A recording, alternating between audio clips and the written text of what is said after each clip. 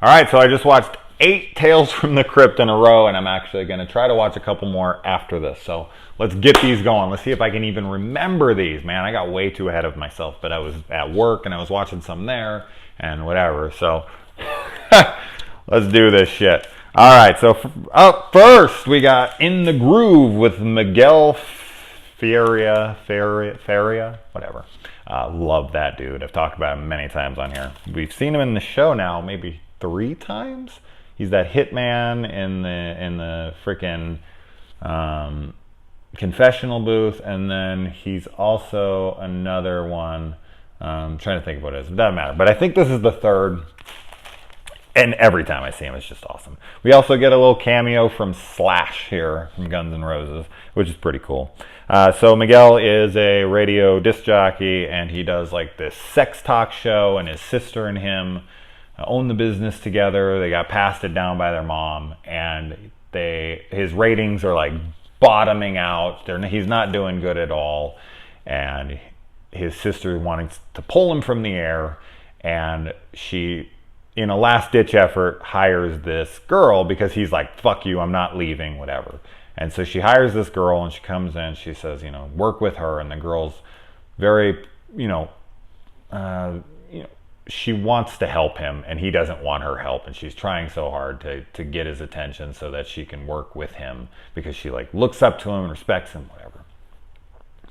And so he finally gives into it, and they start having these insane fantasy talks on the air, which pulls him into this like dreamlike state of where he's actually envisioning it. So I don't know if like that's how we're seeing it through his mind. Like he gets so into what he's saying that he's just lost in this. Because in the beginning, it's not just because it's with her. He does this in the beginning, and he puts himself in that fantasy. And I think we're just seeing his imagination, which is kind of cool.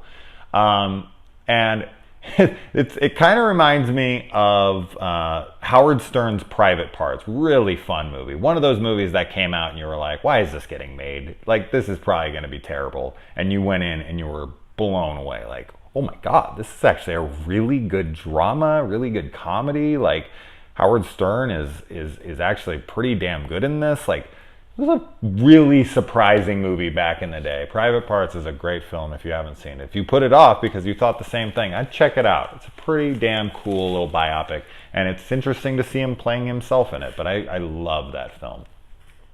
But he has this sex scene in it where he makes a girl orgasm through her speaker that she puts on the ground, and she puts up the bass. It's a really fun scene, and it's a true story, so that makes it even cooler.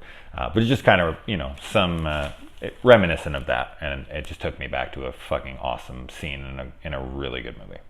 But so the replacement is manipulating him into this, and she talks him into killing his sister. And I really like the idea of the alibi through a recorded tape put on the air to give him that out. Like, I was on the radio. Like, when the cops come around, they can just and be like, yeah, like he was live on the air, and then he has that girl there to be like, yeah, he was here in the studio. You can listen to the evidence. It's a great plan.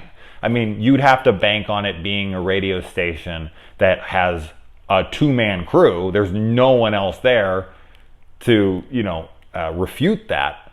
But I mean, if you are, it's your station, and you do have a witness that says you were there, there really isn't much they could do, especially if the program goes through the whole night and you don't take any real commercial breaks, and as long as the commercial breaks aren't long enough to where you could go to her house and back quick. I thought it was a really cool plan. Of course, it ends up being a double cross because the girl is hired by the sister because she wants the business, and she gets to kill him in self-defense in his room, and the girl gets to fucking say like, oh, he left this tape behind to try to use you guys, alibi, whatever.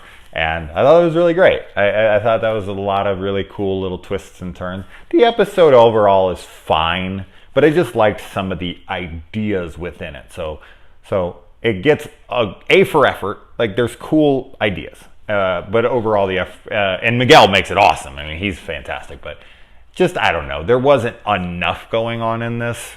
It wasn't interesting enough in the lulls that make me go like, oh yeah, this is a cool episode, or a great episode. But I thought it was a pretty cool cool episode because of those things that I just talked about. So anyway, let's move on to the next one.